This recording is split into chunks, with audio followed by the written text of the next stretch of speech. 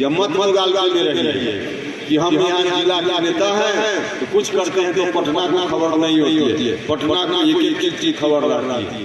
तो गुटबाजी करके और जगह भले चेहरा चमकता हो, उपेंद्र कुशवाहा के सामने चेहरा नहीं चमकता। पार्टी का नुकसान इस जिला के नेता लोग ज्यादा कर रहे हैं। गाँव गाँव में घर में बिजली है, अब बिजली को हटा करके फिर कोई लालटेन लाना चाहता है। और लालटेन शिक्षा का भी सवाल किस मुस्तैदी से उठाने का हमने काम किया और आज हमको खुशी है। मीडिया के अंदर भी बैठे हुए आप लोगों में भी कई लोग होंगे।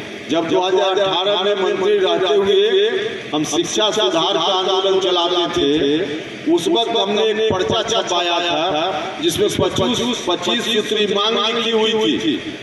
आज राज्य की सरकार उन्हीं मांगों को पूरा कर रही है जो 25 सूत्री हमारा डिमांड था। राज्य की सरकार का हम धन्यवाद करना चाहते हैं कि आज माननीय मुख्यमंत्री जी और राज्य का शिक्षा विभाग वही निर्णय कर रहा है जो सुझाव हमने उस समय देने का काम किया था। उस समय देने का काम किया था। पुराना पर्चा निकाल कर देख लीजिए, हमने उस समय सुझाव दिया था कि जो शिक्षकों की बहाली समय हो रही थी वह तरीका बदलिए। उस तरीका की जगह बीपीएससी या इस तरह की कोई संस्था बनाकर उससे बहाली का काम राज्य की सरकार करे। यह पहला डिमांड हमारा था।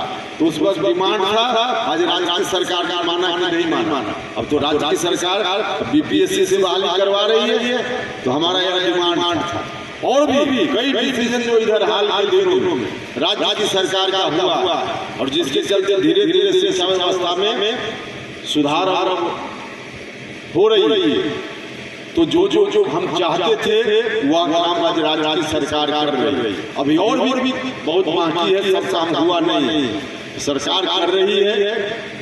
निश्चित रूप से जब सरकार ने करना शुरू किया है तो आगे हो जाएगा। तो आपसे यह भी आग्रह, ये इस तरह का जो मुद्दा है, इस मुद्दा को शिक्षा का सवाल हो, स्वास्थ्य का सवाल हो, नौजवानों के रोजगार का सवाल हो, किसानों का सवाल हो, इन सवालों को मजबूती से हम सत्ता में रहे या सत्ता से बाहर रहे, हम सदन में रहे या सड़क पर रहे, हम मुद्दों के साथ कभी समझौता नहीं करते। हम जो मुद्दा सड़क पर उठाते हैं, मौका मिलने पर सदन में भी उन मुद्दों को याद रखते हैं, उठाने का काम करते हैं। जब हम विपक्ष में रहते हैं तो जो हमारा मुद्दा होता है सत्ता में जाने के बाद भी वही मुद्दा हमारा रहता है।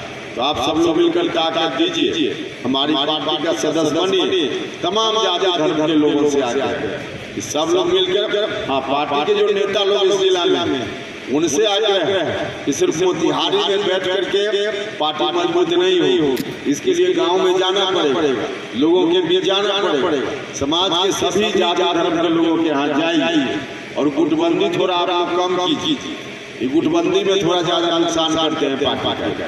हम इतनी बड़ी सभा में सब लोगों के सामने कर पार्टी का नुकसान इस जिला के नेता लोग ज्यादा कर रहे हैं। गांव के लोग नहीं, गांव के लोग इंतजार करते थे कि कोई आगे राष्ट्रीय लोक मोर्चा का सदस्य बना है, लेकिन जो नेता लोग हैं यहाँ जिला के यही लोग इस तरह से गुटबंदी करते हैं। तो आप सब लोगों से आग्रह कि गुटबंदी बंद कीजिए। आज तो इतना टेक्नोलॉजी का जमाना हो गया, हाई टेक्नोलॉजी, कि कोई बात चंपारण के शुरू ढाका हो, घोड़ा शहर हो, कहीं भी गांव में जो कोई बात होती है तो सीधे खबर पर पड़ता होती है। यह मत गाल में रही है कि हम यहाँ जिला के नेता हैं तो कुछ करते हैं तो पटना को खबर नहीं होती है, पटना को एक चीज खबर रहती है, एक चीज खबर रहती है। और गुटबाजी करके अगर चाहिएगा कि हम अपना चेहरा चमका लें, हम किसी एक व्यक्ति को नहीं कर रहे हैं, सब लोगों को कर रहे हैं, दायित्व सब लोगों का। तो गुटबाजी करके और जगह भले चेहरा चमकता हो, उपेंद्र कुशवाहा के सामने चेहरा नहीं चमकता और सारी चीजों की जानकारी करते हैं। इतना बड़ा दायित्व समाज का हम लोग लेकर समाज को दिशा देने की बात कर रहे हैं। इन मुद्दों को आगे बढ़ाने का काम आज की तारीख में भी जो भी हमारी क्षमता है उस क्षमता के हिसाब से सबसे ज्यादा मुखर कोई कर रहा है तो राष्ट्रीय लोक मोर्चा कर रहा है। राष्ट्रीय लोक मोर्चा कर रहा है। इसलिए समाज के लोगों की नजर है, आप सब लोगों से आग्रह है कि आप सब लोग हमारा साथ दीजिए, ताकत दीजिए हर तरह से। और अभी सब लोगों से यह भी आग्रह है, इस यात्रा के माध्यम से जहां हम अपनी पार्टी की मजबूती की बात कर रहे हैं, वही अगले साल विधानसभा का चुनाव होना, उस चुनाव के लिए भी हम सब लोगों से आग्रह कर रहे हैं कि आज की तारीख में एनडीए की सरकार से बेहतर कोई सरकार हो ही नहीं सकती है।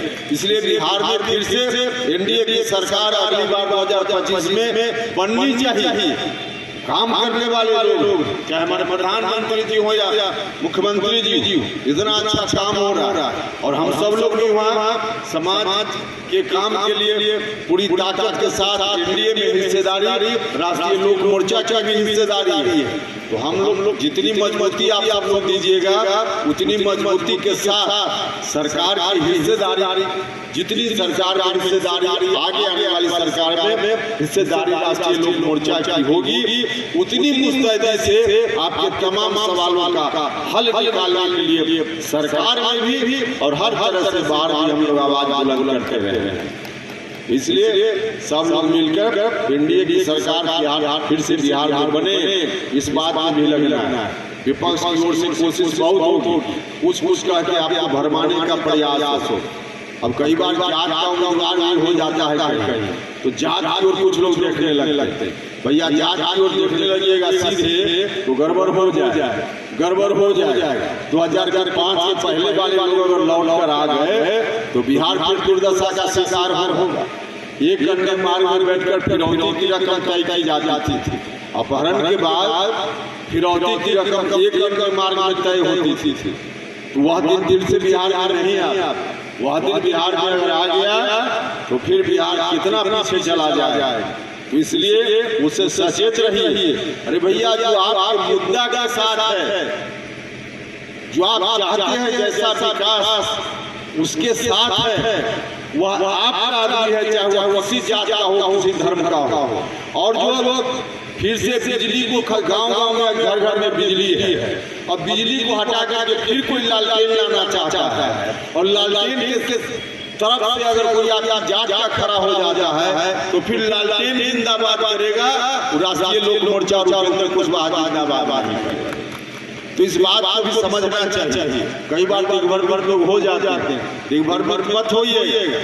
जो हमारे साथ, जो हमारे मुद्दा के साथ, जो डॉक्टर अंबेडकर के विचारों के साथ, जो जननायक कर्पूरी ठाकुर जी के विचारों के साथ, जो शहीद जगदेव बाबू के विचारों के साथ, जो जयप्रकाश बाबू के विचारों के साथ, जो गांधी जी के विचारों के साथ, वो हमारा आदमी चाहे किसी जात का हो, किसी धर्म का हो, लेकिन जो विकास विरोधी लोग हैं उस जमात में भी हमारा आदमी जात का शामिल हो जाए तो हमारा विरोधी है, वो अपना नहीं है। तो इसको ध्यान में रखते हुए आप सब लोगों से आग्रह है कि अगले साल जो विधानसभा का चुनाव होगा उसमें पूरी मजबूती के साथ आप सब लोग फिर से एनडीए सरकार बने, इस बात के लिए एकजुटता का प्रदर्शन कीजिएगा और अभी से इसके लिए माहौल बनाने का काम कीजिए।